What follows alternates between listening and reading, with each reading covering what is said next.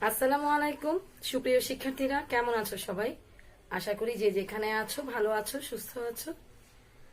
আজকে রাষ্ট্রবিজ্ঞান ক্লাসে তোমাদের স্বাগত জানাচ্ছি। আমি হাসিনা আফরোজ, সহকারী অধ্যাপক, রাষ্ট্রবিজ্ঞান বিভাগ, মাইলস্টোন কলেজ। আজকে আমরা অধ্যায় 6 শিশুর বর্ধন ও বিকাশ থেকে পার্ট 2 ও 3 নিয়ে আলোচনা করব। তোমরা ইতিমধ্যেই জেনে গেছো শিশুর বর্ধন কি এবং শিশুর বিকাশ কি। তাও আরেকবার দেখে নাও, বিকাশ কাকে বলে। বয়স বাড়ার সাথে সাথে প্রতিটি শিশু ধীরে ধীরে কিছু ক্ষমতা অর্জন করে, যা তার আচরণের মধ্য দিয়ে প্রকাশ পায়। এসবই হচ্ছে শিশুর বিকাশ। বিকাশ হলো গুণগত পরিবর্তন, যা ধারাবাহিকভাবে চলতে থাকে। জীবনের শুরু থেকে মৃত্যু পর্যন্ত বিকাশ কখনো থেমে থাকে না। বর্ধন কাকে বলে? যখন দেহের কোনো একটি অংশের বা সমগ্র দেহের বৃদ্ধি ঘটে, যার ফলে আকার আকৃতির পরিবর্তন হয়, সেটাই হলো বর্ধন। যেমন শিশুর উচ্চতা বৃদ্ধি, ওজনের বৃদ্ধি হলো বর্ধনের উদাহরণ। বর্ধন ও বিকাশের অর্থ এক নয়, তবে বর্ধন বিকাশের অন্তর্ভুক্ত। আমরা আজকে পার্ট 2 ও 3 মিলিয়ে পড়ব। আমরা সবাই জানি জীবনের সূচনা হয় মাতৃগর্ভ থেকে। 280 দিন বা 40 সপ্তাহ বা 9 মাস গর্ভে থাকার পর শিশুর জন্ম হয়। প্রতিটি মানুষ জন্মের পর শৈশব, কৈশোর, প্রাপ্ত বয়স পার হয়ে বৃদ্ধ বয়সে উপনীত হয়। মানুষের জীবনের শুরু থেকে শেষ পর্যন্ত সময় একই রকম বৈশিষ্ট্য থাকে না।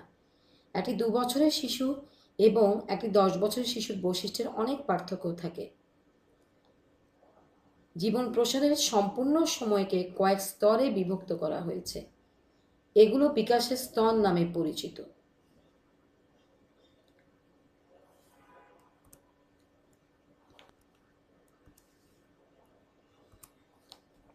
আসো বিকাশের স্তরসমূহ একটু দেখে নেই।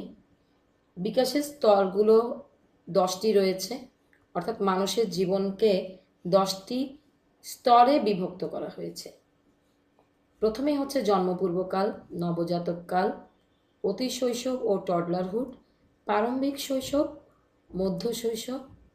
এরপরে রয়েছে বয়ঃসন্ধি বা কৈশোরকাল, প্রারম্ভিক বয়ঃপ্রাপ্তিকাল, বয়ঃপ্রাপ্তির শেষ ভাগ, মধ্য বয়স, বার্ধক্য। জন্মপূর্বকাল, জীবনের সূচনা থেকে জন্মগ্রহণ পর্যন্ত সময়কাল হচ্ছে জন্মপূর্বকাল। এ কালটি সবচেয়ে দ্রুত পরিবর্তনের সময়কাল। এই সংক্ষিপ্ত সময়ের মধ্যে একটি এককোষী জীব একটি পূর্ণাঙ্গ মানব শিশুতে পরিণত হয়। জন্মগ্রহণের পর মাতৃগর্ভের বাইরের পরিবেশের সাথে খাপ খাওয়ানোর জন্য ভ্রূণ শিশুর মধ্যে বিশাল পরিবর্তন ঘটে। নবজাতক কাল, জন্ম মুহূর্ত থেকে 2 সপ্তাহ সময়কাল হচ্ছে নবজাতক কাল। এই সময় নবজাতকে নতুন পরিবেশের সাথে খাপ খাওয়াতে হয়। শ্বাস প্রশ্বাস, খাদ্য গ্রহণ, শরীরের বর্জ্য নিষ্কাশন ইত্যাদি গ্রন্থি সক্রিয় হয়। মাতৃগর্ভের গরম পরিবেশে 100 ডিগ্রি ফারেনহাইট থেকে কম তাপমাত্রার পরিবেশের সাথে সঙ্গতি বিধান করতে নবজাতককে সংগ্রাম করতে হয়। সুস্থ নবজাতক জন্মের সময় চিৎকার করে কাঁদে। তারা 24 ঘন্টার মধ্যে প্রায় 20 ঘন্টায় ঘুমিয়ে কাটায়। তার যে কোনো অসুবিধা প্রকাশের একমাত্র মাধ্যম হলো কান্না। আমাদের দেশের প্রেক্ষাপটে নবজাতকের স্বাভাবিক ওজন 2.5 থেকে 3 কেজি।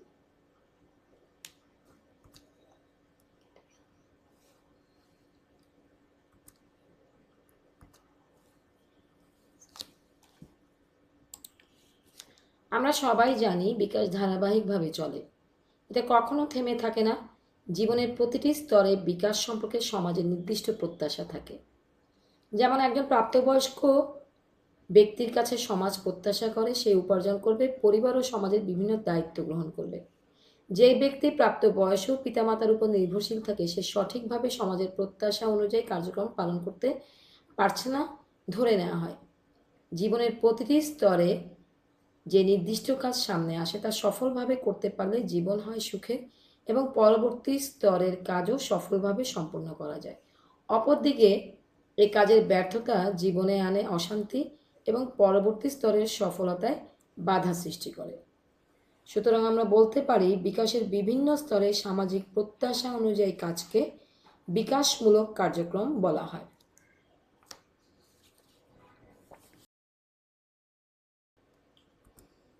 দু সপ্তাহ থেকে 2 বছর পর্যন্ত সময়কাল হচ্ছে অতি শৈশব বা টডলারহুড। প্রথম বৎসর অতি শিশু, দ্বিতীয় বৎসর হলো টডলার। এই বয়সের মধ্যে তারা অন্যের সাথে অন্তরঙ্গতা তৈরি করতে পারে। শিশুর 2 বছর বয়সের মধ্যে আত্মনির্ভরতার প্রথম পদক্ষেপ শুরু হয়, যা তাদের স্বাধীনভাবে চলতে সাহায্য করে। এই সময় শিশু হাঁটতে, বসতে, কথা বলতে শেখে। অতি শৈশবের কয়েকটি বিকাশমূলক কাজ হলো, এই বয়সের মধ্যে শিশু 12 থেকে হাঁটতে শেখে। এই বয়সটা হচ্ছে 12 থেকে 15 মাস। 2 বছর বয়সের মধ্যে শিশু শক্ত খাদ্য চোষা এবং চিবানোর ক্ষমতা অর্জন করে। শিশু 6 মাসের মধ্যে অর্থহীন শব্দ করে, কথা বলার চেষ্টা করে।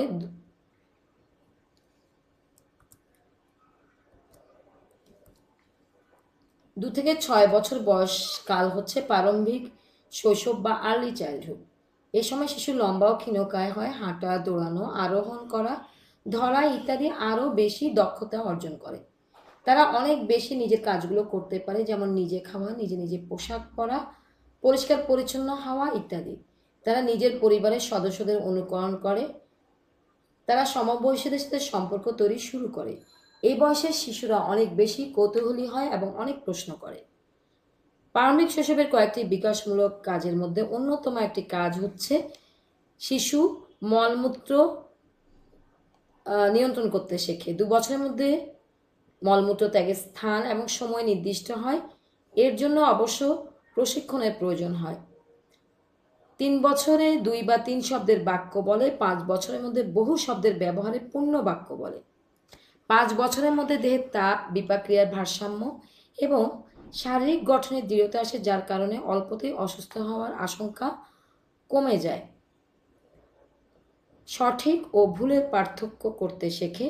শৈশবের প্রথম দিকে বাবা মা যে কাজে পুরস্কৃত করেন এবং ভালো বলেন সেটাই ভালো কাজ, যে কাজ করতে নিষেধ করেন সেটা খারাপ কাজ, এভাবে ভালো মন্দের ধারণা তৈরি হয়। মধ্য শৈশব হলো 6 থেকে 11 বছরের মধ্যে পড়ে। এই বয়সের ছেলেমেয়েরা তাদের পরিবেশ সম্পর্কে অনেক কিছু জানে, নতুন নতুন দায়িত্ব পালনে দক্ষ হয়, যেমন খেলাধুলায় দক্ষ হয়, নিয়ম সমৃদ্ধ খেলা যেমন গোল্লাছুট, বউচি, ফুটবল, ক্রিকেট ইত্যাদিতে অংশগ্রহণ করে। তারা যুক্তিপূর্ণ চিন্তা, ভাষার দক্ষতা অর্জন করে এবং ভালো মন্দ, ন্যায় অন্যায় সম্পর্কে তাদের ধারণা আরও স্পষ্ট হয়। এই বয়সের ছেলেমেয়েরা বন্ধুত্ব তৈরিতে অগ্রণী ভূমিকা রাখে। সমবয়সীদের সাথে সঠিক আচরণ করতে শেখে। এটা হচ্ছে মধ্য শৈশবের কয়েকটি বিকাশমূলক কাজের মধ্যে অন্যতম একটি কাজ। এই বয়সটাকে দলীয় বয়স বলা হয়। সমবয়সীদের সাথে দলে মিশে তারা সামাজিক আদান প্রদান, ভালো কাজের প্রতিযোগিতা করা ইত্যাদি শেখে। সঠিকভাবে কোনো কিছু ছোড়া, ধরতে পারা, সঠিকভাবে লাথি মারা ইত্যাদি কৌশলগুলো শেখার শারীরিক যোগ্যতা অর্জন করে, অর্থাৎ সাধারণ খেলাধুলায় প্রয়োজনীয় শারীরিক দক্ষতা শেখে। ছেলে মেয়ে অনুযায়ী সামাজিক ভূমিকা শেখে। ছেলে বাবার মতো ভূমিকা এবং মেয়ে মায়ের মতো ভূমিকা অনুসরণ করে এই বয়স থেকে লিঙ্গ অনুযায়ী ভূমিকা করতে শেখে। পড়ালেখা ও গণনার মূল কৌশল আয়ত্ত করা। 6 বছর পরে স্নায়ু, আঙুলের পেশি, বাহু লেখার উপযোগী হয়। দৈহিক যোগ্যতা অর্জনের পর বয়োবৃদ্ধির সাথে সাথে শিশুর পড়া এবং লেখার দক্ষতা বৃদ্ধি পায়। দৈনন্দিন জীবনের প্রয়োজনীয় বস্তু সম্পর্কে ধারণার বিকাশ ঘটে এই সময়। যেমন স্কুলে যাওয়ার পর থেকে শিশু বহু বিষয় সম্পর্কে ধারণা নেয়, যেমন ঘন্টা, মিনিট, সেকেন্ড এসব সম্পর্কে ধারণা। দূরত্ব, বাড়ি থেকে স্কুলে দূরত্ব, ঢাকা থেকে চিটাগাংয়ের দূরত্ব, ওজন, কোনটা হালকা কোনটা ভারী ইত্যাদি বিষয়গুলো বুঝতে পারে। এই ধারণাগুলো থেকে তাদের চিন্তা করার সূত্রপাত ঘটে। এরপরেই হচ্ছে বয়ঃসন্ধি বা কৈশোরকাল। 11 থেকে 18 বছর বয়স, এই সময়টিকে বয়ঃসন্ধিকাল বা কৈশোরকাল বলে। এই সময়টি হচ্ছে শিশু থেকে প্রাপ্ত বয়সে যাওয়ার সময়কাল। বয়ঃসন্ধিক্ষণে প্রাপ্ত বয়স্কের মতো দেহের আকার আকৃতি অর্জিত হয়। এই সময়ে ছেলেমেয়েরা প্রজনন ক্ষমতা অর্জন করে, বিমূর্ত বিষয় চিন্তা করতে পারে, অর্থাৎ যে বিষয়গুলো চোখে দেখা যায় না, যেমন সততা, স্নেহ, ভালোবাসা ইত্যাদি বিষয়গুলো বুঝতে পারে। কে কোন পেশায় যাবে সে অনুযায়ী পড়াশোনা করে। উভয় লিঙ্গের সমবয়সীদের সাথে পরিণত আচরণ করতে পারা এই বয়সের একটি বিকাশমূলক কার্যক্রম। বাবা মা অন্যের উপর থেকে আবেগীয় নির্ভরতা এই সময় কমে যায়। শৈশবের নির্ভরশীলতা বয়ঃসন্ধিকাল থেকেই কমতে থাকে।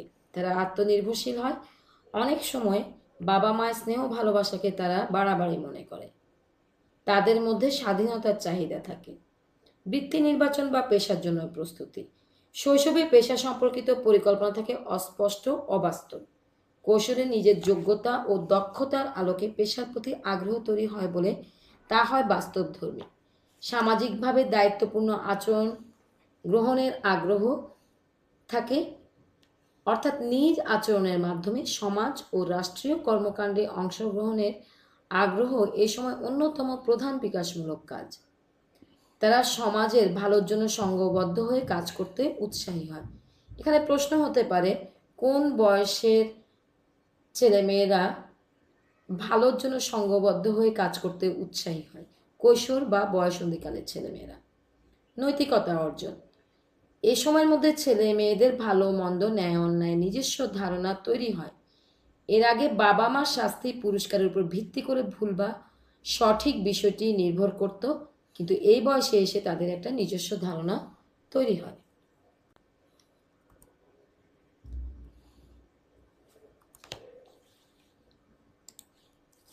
বিকাশমূলক কার্যক্রম সম্পর্কে আমাদের ধারণা থাকলে যে সুবিধাগুলো হয় তা একবার শুনে নাও। বিকাশমূলক কার্যক্রম জানলে বয়স অনুযায়ী সঠিক আচরণ করা সহজ হয়। বাবা মা বা শিশুর পরিচালনাকারী বয়স অনুযায়ী শিশুর স্বাভাবিক বিকাশ জানতে পারেন এবং সেভাবে শিশুর সামাজিক দক্ষতা অর্জনে সহায়তা করতে পারেন। বিকাশমূলক কার্যক্রম সামাজিক প্রত্যাশা অনুযায়ী আচরণ করতে পূর্ব প্রস্তুতি ও প্রেরণা দেয়। এতে বিকাশের প্রতি স্তরে খাপ খাওয়ানো সহজ হয়।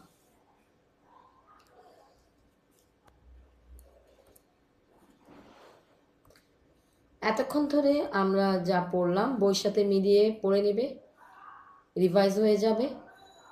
এখানে বাড়ির কাজ দেয়া হলো, একটা জ্ঞানমূলক প্রশ্ন আর একটা ব্রড কোশ্চেন দিলাম।